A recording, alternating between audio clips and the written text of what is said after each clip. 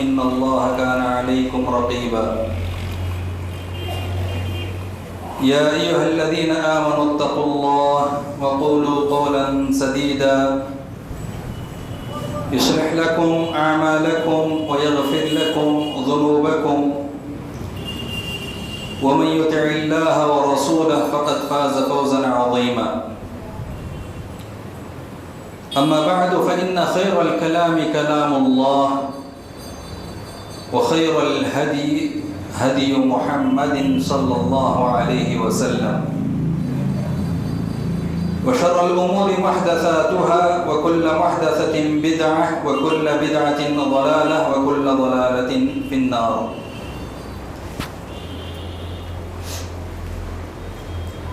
محترم بزرگوں، نوجوان ساتھیوں، عزیز اور پیارے بچوں، گزشتہ جمعہ میں نے آپ حضرات کے سامنے اللہ رب العالمین کے چند نام ذکر کیے تھے. اسی سلسلے کو آگے بڑھاتے ہوئے آج کے اس خطبہ جمعہ میں چند اور اللہ تعالیٰ کے پیارے نام آپ کے سامنے ذکر کروں گا.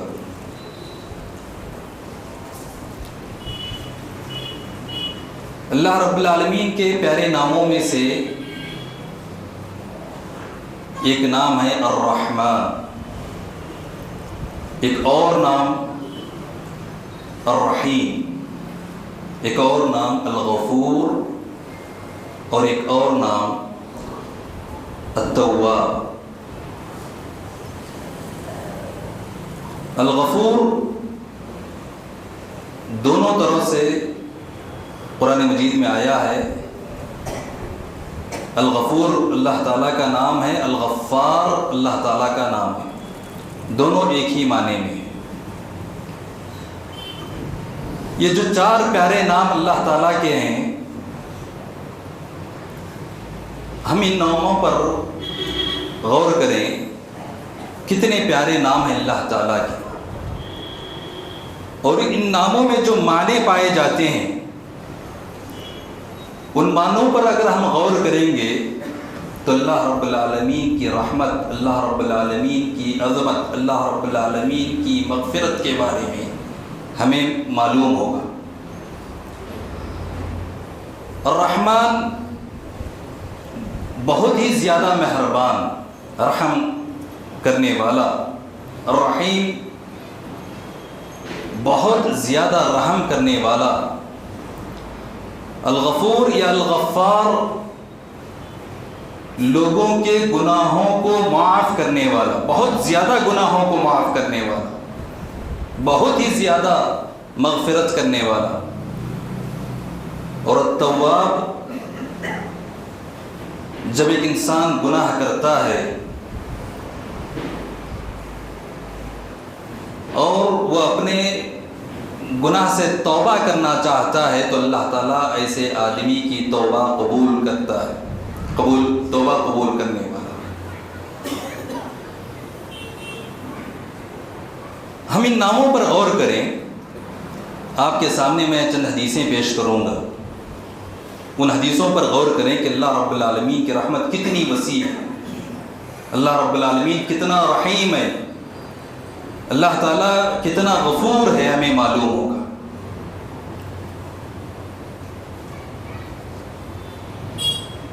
اللہ تعالیٰ نے قرآن مجید میں ارشاد فرمایا كَتَبَ رَبُّكُمْ عَلَى نَفْسِهِ الرَّحْمَةَ.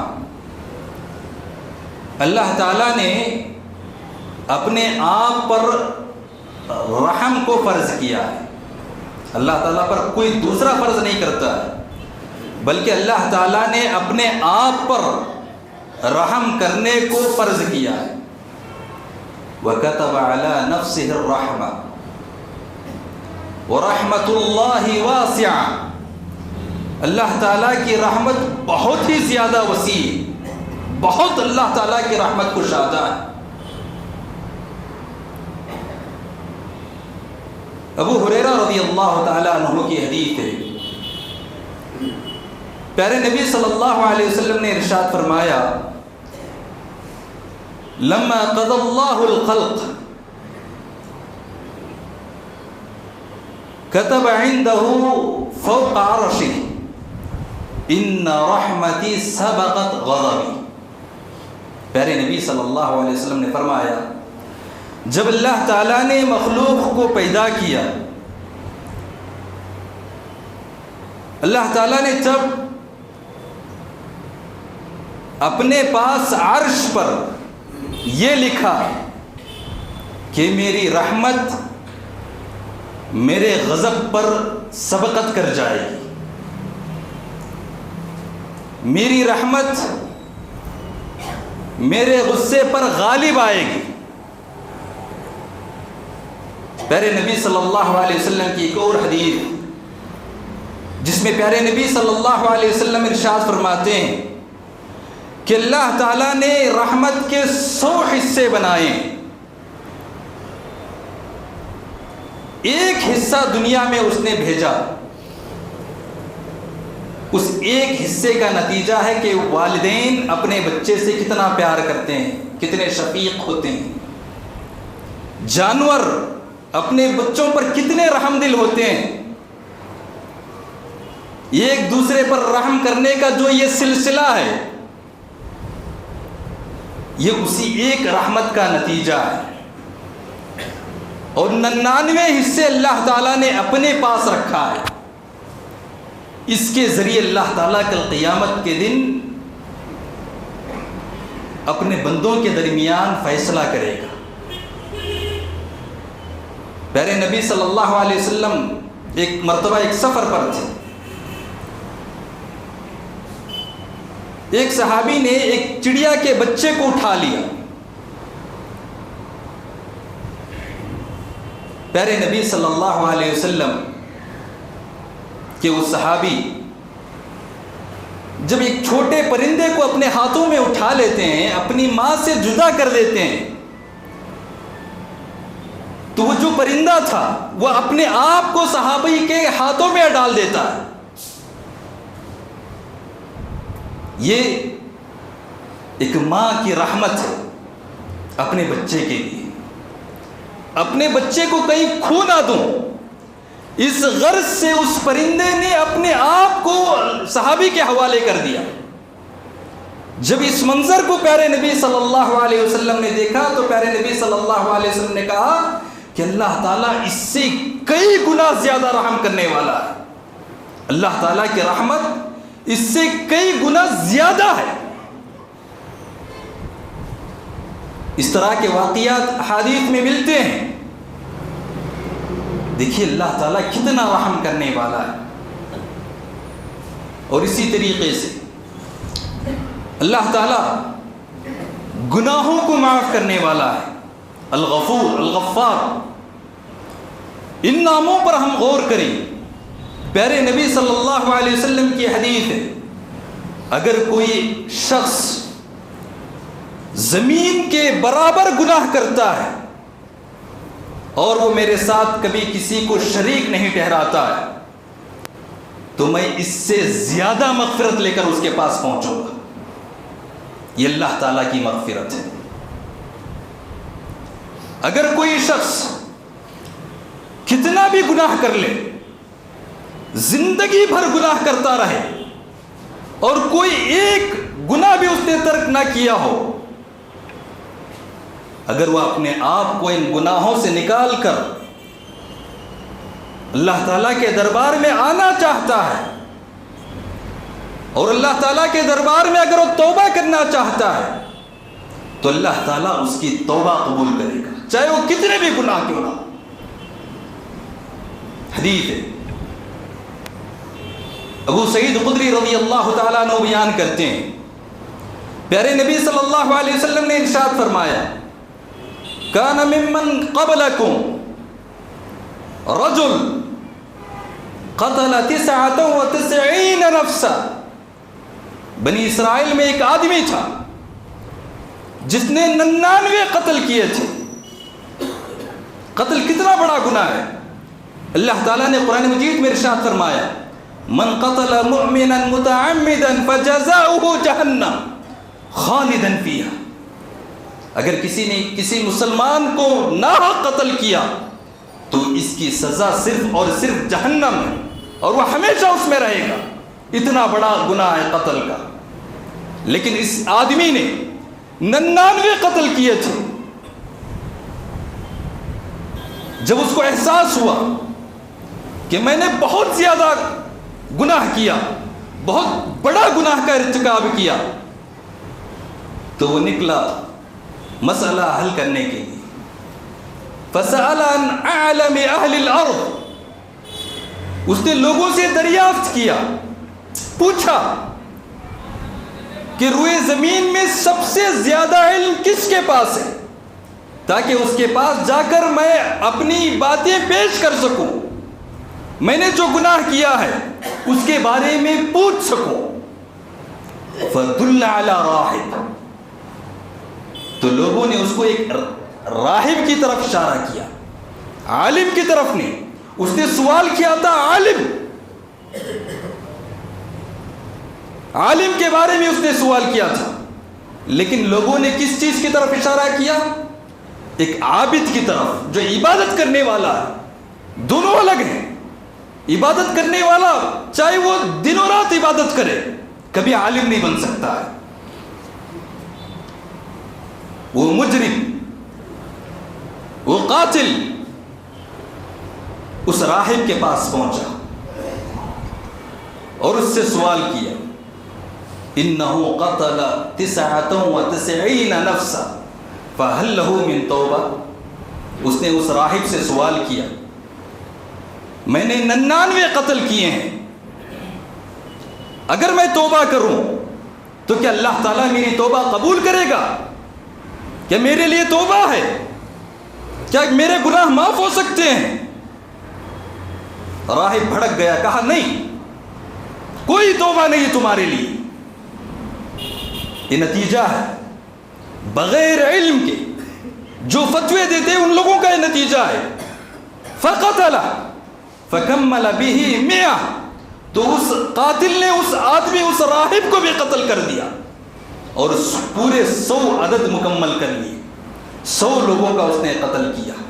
تو یہاں پر دیکھیے معاشرے میں بہت سے لوگ بنا علم کے فتوے دے دیتے ہیں. اس کا نتیجہ کیا ہوتا ہے؟ بنا علم کے فتوے دینے کی وجہ سے معاشرے میں بگاڑ پیدا ہوتا ہے, معاشرے میں اختلافات پیدا ہوتے ہیں. اس لیے کوئی بھی آدمی بغیر علم کے کوئی چیز نہ کہے. اگر اس کے پاس علم ہے تو اس کا صحیح جواب دے, اگر علم نہیں ہے تو یہ کہے کہ اللہ تعالیٰ بہتر جانتا ہے. پیارے نبی صلی اللہ علیہ وسلم کے زمانے میں پیارے نبی صلی اللہ علیہ وسلم نے ایک وفد بھیجا تھا. راستے میں ایک صحابی زخمی ہو گئے, پتھر کی چوٹ سے ان کا سر پھٹ گیا اور وہ محتلم ہو گئے, ان پر غسل واجب ہو گیا. انہوں نے صحابہ سے پوچھا, کیا میں غسل کروں یا تیمم کروں؟ یا تیمم کی کوئی گنجائش ہے؟ صحابہ نے کہا نہیں, کوئی غسل نہیں, کوئی تیمم نہیں, بلکہ تم پر غسل ضروری ہے. اور اس صحابی نے غسل کر لیا, زخم بڑا اور ان کا انتقال ہو گیا.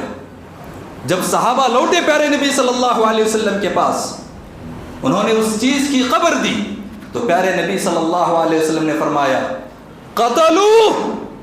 قتلہم اللہ, انہوں نے اس صحابی کو قتل کیا, اللہ تعالیٰ انہیں قتل کرے. لما سئلوا اذ جہلوا, جب تمہیں اس چیز کا علم نہیں ہے تم نے سوال کیوں نہیں کیا, کیوں نہیں پوچھا؟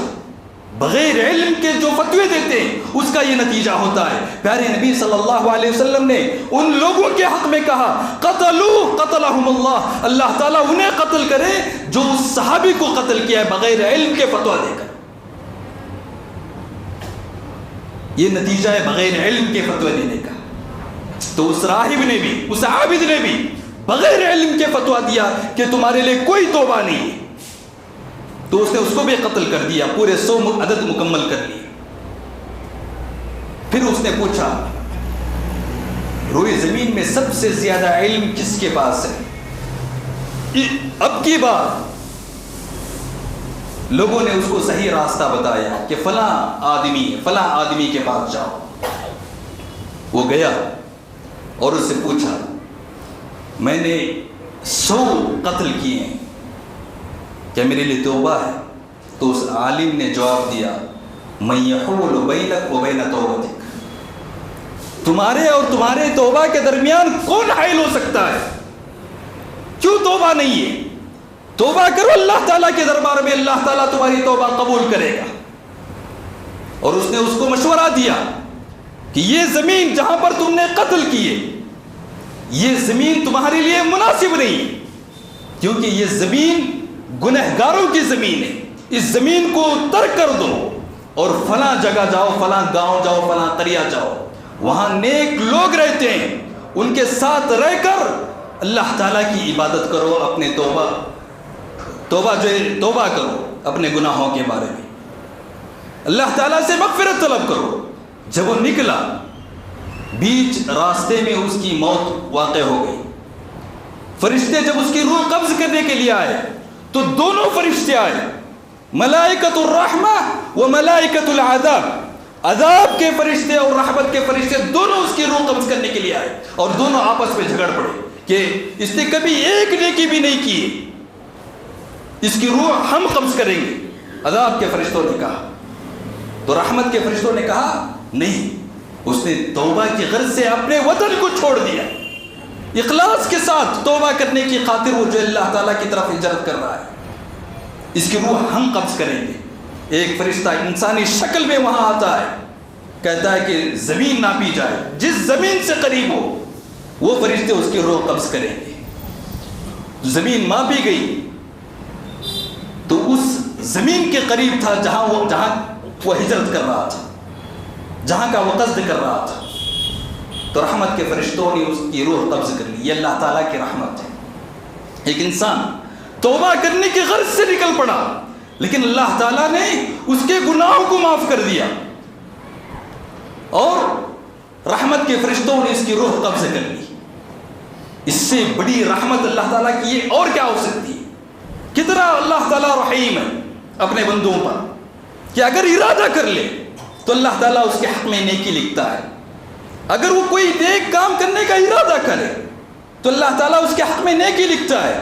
اگر وہ کوئی نیک کام کر لے تو اللہ تعالیٰ 7 سے 700 گنا یا اس سے زیادہ اس کو ثواب دے گا. یہ اللہ تعالیٰ کی رحمت ہے. اگر کوئی برائی کا ارادہ کرے تو اللہ تعالیٰ برائی نہیں لکھتا ہے، گناہ نہیں لکھتا ہے. اگر برائی کرنے کا ارادہ کرنے کے بعد برائی نہ کرے تو برائی نہ کرنے کی وجہ سے اللہ تعالیٰ اس کو ایک نیکی دیتا ہے. اگر برائی کر لے، گناہ کر لے تو اللہ تعالیٰ صرف اور صرف ایک گناہ اس کے حق میں لکھتا ہے. یہ اللہ تعالیٰ کی رحمت ہے. ہم غور کریں ناموں پر اللہ تعالیٰ کے، الرحمن، الرحیم، الغفور یا الغفار، التواب. ان ناموں پر ہم غور کریں کہ اللہ تعالیٰ کے بارے میں ہم جانیں گے، تبھی جا کر ہم اپنے رب کو پہچان کر اپنے رب سے وہ چیزیں مانگیں گے جن چیزوں کی ضرورت ہمیں ہے. اسی طریقے سے اللہ رب العالمین کی رحمت کی ایک اور مثال، عبداللہ ابن عمر رضی اللہ تعالیٰ عنہ ایک مرتبہ صفوان ابن محرز معزنی کے ساتھ جا رہے تھے. صفوان ابن محرز کہتے ہیں کہ میں عبداللہ بن عمر رضی اللہ تعالیٰ عنہ کا ہاتھ پکڑ کر جا رہا تھا. ایک آدمی عبداللہ بن عمر رضی اللہ تعالیٰ عنہ کے پاس آیا. اس نے پوچھا عبداللہ بن عمر سے، کیا تم نے نجوہ، سرگوشی کی حدیث سنی ہے؟ سرگوشی کس کو کہتے ہیں؟ جب دو آدمی آپس میں چھپ کر بات کرتے ہیں تاکہ ان کی باتیں کوئی اور نہ سنے، اس کو سرگوشی کہتے ہیں. عبداللہ بن عمر سے اس آدمی نے پوچھا کہ تم نے پیارے نبی صلی اللہ علیہ وسلم سے سرگوشی کی حدیث سنی ہے؟ عبداللہ بن عمر رضی اللہ تعالیٰ عنہ کہتے ہیں میں نے پیارے نبی صلی اللہ علیہ وسلم سے حدیث سنا. پیارے نبی صلی اللہ علیہ وسلم کہتے ہیں ان اللہ یؤذن المؤمن اللہ تعالیٰ قیامت کے دن ایک مومن بندہ جس نے اپنی زندگی میں کبھی شرک نہ کیا ہو، موحد جس نے اللہ تعالیٰ کو پہچانا ہو، اللہ تعالیٰ کے بارے میں علم حاصل کیا ہو، اور اللہ رب العالمین کے جو نام ہیں، اللہ تعالیٰ کے جو کام اور جو صفات ہیں، اس میں ذرہ برابر اللہ تعالیٰ کے ساتھ کسی نے شریک نہیں کیا ہو، تو ایسے آدمی سے کل قیامت کے دن اللہ تعالیٰ قریب ہوگا، بالکل اس سے قریب ہوگا، اور اس بندے کو تمام مخلوقات سے چھپا دے گا۔ کوئی بندہ اس بندے کو نہیں دیکھ سکتا ہے۔ حشر کے میدان میں اللہ تعالیٰ اس بندے سے قریب ہو کر پوچھتا ہے، کیا تم نے یہ گناہ کیا تھا دنیا میں؟ کیا تم نے یہ گناہ کیا تھا؟ کیا تم نے یہ گناہ کیا تھا؟ گناہوں کا ذکر آتا ہے، اور وہ مومن بندہ موحد جس نے اللہ کے ساتھ ذرہ برابر شرک نہیں کیا ہے، اپنے گناہوں کا اللہ تعالیٰ کے پاس اعتراف کرے گا، اور دل ہی دل میں یہ سوچتا ہے کہ اب اللہ تعالیٰ کے عذاب سے مجھے کوئی نہیں بچائے گا، اب ہلاکت اور بربادی میرے لیے یقینی ہے۔ اللہ تعالیٰ کہتا ہے کہ دنیا میں تم نے بہت سے گناہ کیے، میں ان سارے گناہوں کو معاف کر دیتا ہوں، ان سارے گناہوں کو معاف کر دیتا ہوں، اور تمہیں جنت میں داخل کر دیتا ہوں۔ کیوں؟ اس لیے کہ اس انسان نے گناہ کیے، لیکن اس کا ذکر کسی بندے کے سامنے نہیں کیا، چھپ کر اس نے گناہ کیے، وہ گناہ اس کے اور اس کے رب کے درمیان تھا، لیکن اللہ تعالیٰ نے اس کے سارے گناہوں کو معاف کر دیا۔ بہت سے لوگ جب گناہ کرتے ہیں تو فخر کے ساتھ لوگوں کے سامنے بیان کرتے ہیں کہ میں نے فلاں چیز کیا، فلاں چیز کیا۔ اس لیے انسان جب تنہائی میں کوئی غلطی کرے، کوئی گناہ کا ارتکاب کرے، تو وہ لوگوں کے سامنے بیان نہ کرے۔ اگر لوگوں کے سامنے بیان کرے گا تو اللہ تعالیٰ اس غلطی کو معاف نہیں کرے گا، کیونکہ لوگ جانتے ہیں ایک بندہ ایک انسان جب گناہ کا ارتکاب کرتا ہے اور اس غلطی کو چھپا دیتا ہے، اللہ تعالیٰ جانتا ہے اس کی غلطی کو، صرف اس غلطی کے چھپانے کی وجہ سے اللہ تعالیٰ اس کے گناہوں کو معاف کرتا ہے۔ یہ اللہ تعالیٰ کی رحمت ہے، یہ اللہ تعالیٰ کی مغفرت ہے۔ ایک اور حدیث پیارے نبی صلی اللہ علیہ وسلم نے ارشاد فرمایا، ایک آدمی اللہ تعالیٰ حشر کے میدان میں سارے لوگوں کے سامنے اس کو پیش کرے گا، اور اس کے سارے چھوٹے چھوٹے گناہوں کو پیش کرنے کا حکم دے گا۔ جب اس کے سارے چھوٹے چھوٹے گناہ پیش کیے جائیں گے اور اس سے پوچھا جائے گا، کیا تم نے یہ گناہ کیا؟ کیا تم نے یہ گناہ کیا؟ تو وہ اعتراف کرے گا، اقرار کرے گا، ہاں میں نے یہ غلطی کی، میں نے یہ گناہ کیا۔ کیوں؟ اور اس کے دل میں یہ سوچ ہوگی کہ اللہ تعالیٰ صرف میرے چھوٹے چھوٹے گناہ پیش کر رہا ہے، میرے اور بڑے گناہ باقی ہیں۔ اگر اللہ تعالیٰ بڑے گناہ پیش کر لے تو میرا کیا حال ہوگا؟ تو پیارے نبی صلی اللہ علیہ وسلم کہتے ہیں، جب چھوٹے چھوٹے گناہ اللہ تعالیٰ اس بندے کے سامنے پیش کرے گا، اس موحد کے سامنے جس نے اللہ کے ساتھ کبھی شرک نہیں کیا ہے، گناہوں کو پیش کرے گا تو وہ اقرار کرے گا، اعتراف کرے گا، اور اللہ تعالیٰ کہے گا اس کی ہر ایک گناہ کے بدلے ایک نیکی لکھو۔ قیامت کے دن اس نے جتنے بھی گناہ کیے ان گناہوں کے بدلے ایک نیکی لکھو۔ تو وہ بندہ اللہ تعالیٰ سے کہے گا کہ اللہ میں دنیا میں بہت سے بڑے بڑے گناہ کیے تھے، وہ تو نے پیش نہیں کی، وہ کہاں ہے؟ تاکہ اس کا اجر بھی، ان گناہوں کو بھی اللہ تعالیٰ نیکیوں میں بدل دے۔ تو پیارے نبی صلی اللہ علیہ وسلم نے اس حدیث کو جب بیان کیا تو پیارے نبی صلی اللہ علیہ وسلم ہنس پڑتے ہیں۔ دیکھیے انسان جب گناہ کرتا ہے اور اللہ تعالیٰ چھوٹے گناہوں کو اس کے سامنے پیش کرتا ہے تو وہ اپنے بڑے گناہوں کو چھپاتا ہے اور اس سے ڈر رہا ہوتا ہے کہ کہ کہیں میرے بڑے گناہ پیش نہ کیے جائیں. جب اللہ تعالیٰ چھوٹے گناہوں کو نیکیوں میں بدلنے کا حکم دیتا ہے تو وہ آدمی، وہ بندہ موحد اپنے بڑے گناہوں کا اللہ تعالیٰ کے سامنے اقرار کرتا ہے، کہتا ہے کہ میرے بڑے گناہ کہاں ہیں. یہ اللہ تعالیٰ کی مغفرت ہے. ہم لوگوں کو چاہیے کہ ہم اللہ رب العالمین کے دربار میں اللہ رب العالمین کی جو رحمت ہے اس کو پہچانیں،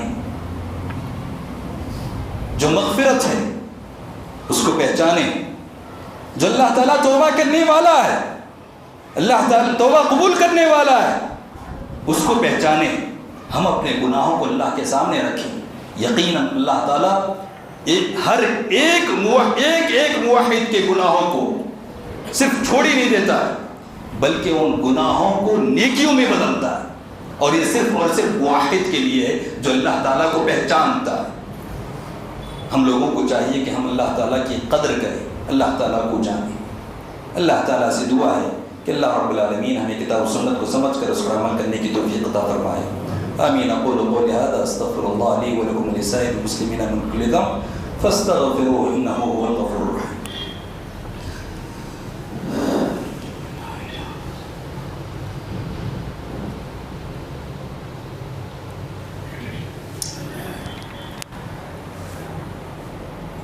الحمد للہ رب العالمین والصلاة والسلام على سید الامین وعلى آلہ وصحبہ ومن تبعهم بإحسان الى یوم الدین. اما بعد. اللہ تعالیٰ کے جو یہ پیارے نام ہیں، الرحمن، الرحیم، الغفور، الغفار، التواب، بڑے پیارے نام ہیں. اسی سے متعلق ایک اور حدیث، پیارے نبی صلی اللہ علیہ وسلم کے پاس ایک ادھیڑ قسم کا بوڑھا آتا ہے اور وہ پیارے نبی صلی اللہ علیہ وسلم سے پوچھتا ہے، اے اللہ کے نبی، آپ اس شخص کے بارے میں کیا کہتے ہیں جس نے دنیا میں ایک بھی گناہ ترک نہ کیا ہو؟ ایک بھی گناہ ایسا نہیں ہے جس کو اس نے نہ کیا ہو. کیا اس کے لیے توبہ ہے؟ یعنی جتنے بھی گناہ ہیں، چاہے وہ چھوٹے ہوں یا بڑے، ہر گناہ کا ارتکاب کیا ہے، کیا ایسے شخص کی توبہ اللہ تعالیٰ قبول کرتا ہے؟ تو پیارے نبی صلی اللہ علیہ وسلم نے بتایا، کیا تم مسلمان ہو؟ تو اس نے گواہی دی، اشہد ان لا الہ الا اللہ وانک رسول اللہ. اس نے گواہی دی مسلمان ہونے کی. تو اللہ کے رسول صلی اللہ علیہ وسلم نے اس سے کہا، نیکیاں کیا کرو، برائیوں سے اپنے آپ کو بچایا کرو.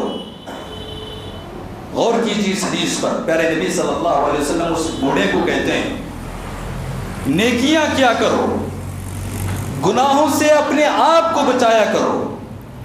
جتنے گناہ تم نے اس سے پہلے کیے تھے اللہ تعالیٰ ان سارے گناہوں کو نیکیوں میں بدل دے گا. اگر کوئی آدمی توبہ کرتا ہے اللہ تعالیٰ کے دربار میں، اللہ تعالیٰ یوں ہی چھوڑ نہیں دیتا ہے. اللہ کے نبی نے کہا کہ نیکیاں کیا کرو، گناہوں سے اپنے آپ کو بچایا کرو، اور جتنے گناہ تم نے اس سے پہلے کیے ان سارے گناہوں کو اللہ تعالیٰ نیکیوں میں بدل دے گا. وغدراتی وفجراتی. اس صحابی نے، اس بوڑھے نے پوچھا اللہ کے رسول سے، اللہ کے رسول، میرے ہر چھوٹے اور ہر بڑے گناہ بھی؟ تو اللہ کے رسول صلی اللہ علیہ وسلم نے کہا، وغدراتک وفجراتک، سارے گناہ چاہے چھوٹے ہوں یا بڑے، سارے گناہوں کو اللہ رب العالمین نیکیوں میں بدل دے گا. تو اس بوڑھے نے تکبیر کا نعرہ لگایا، کہا اللہ اکبر. یہ کہتے ہوئے وہ صحابی لوٹ گئے. صحابی نے کہا، ہم اس بوڑھے کو اس وقت تک دیکھتے رہے جب تک وہ اللہ اکبر کے نعرے لگاتے ہوئے ہماری نظروں سے غائب نہ ہو گئے. تو یہاں پر دیکھیے اللہ رب العالمین کتنا تواب ہے، گناہوں کو معاف کرنے والا ہے. ہر گناہ اللہ تعالیٰ معاف کرتا ہے. اور اسی طریقے سے کوئی بھی نیکی کیوں نہ ہو، ہم کسی بھی نیکی کو معمولی نہ سمجھیں. کس کس کو پتا ہے کہ اللہ تعالیٰ اسی ایک نیکی کے ذریعے اللہ تعالیٰ ہمیں جنت میں داخل کر دے. اور کسی بھی گناہ کو ہم معمولی نہ سمجھیں. کیوں؟ اس لیے کہ اللہ رب العالمین کے پاس اس گناہ کا کیا مرتبہ ہے کس کو پتا ہے. شاید اسی کو ذریعہ بنا کر ہمیں جو جہنم میں داخل کر دے. اس لیے انسان نیک کام کرتے رہے, گناہوں سے اپنے آپ کو بچاتے رہے, اور جو گناہ اس سے سرزد ہو گئے ان گناہوں کو اللہ رب العالمین کے سامنے پیش کرے, ان گناہوں کی مغفرت طلب کرے, ان گناہوں سے توبہ کرے. یقیناً اللہ رب العالمین توبہ قبول کرنے والا, گناہوں کو معاف کرنے والا ہے. بہت ساری حدیثیں پیش کرنے کا وقت نہیں, اس لیے میں اپنی بات کو ختم کرتے ہوئے اللہ تعالیٰ سے دعا کرتا ہوں کہ اللہ رب العالمین ہمارے گناہوں کو معاف کرے, ہماری توبہ کو قبول کرے, اور اللہ تعالیٰ حشر کے میدان میں ہمیں جو آفات ہیں ان آفات سے بچائے اور ہمیں سب کو جنت الفردوس میں داخل کرے. آمین. اقول قولی هذا استغفر الله لي ولكم ولسائر المسلمين من كل ذنب فاستغفروه انه هو الغفور الرحيم.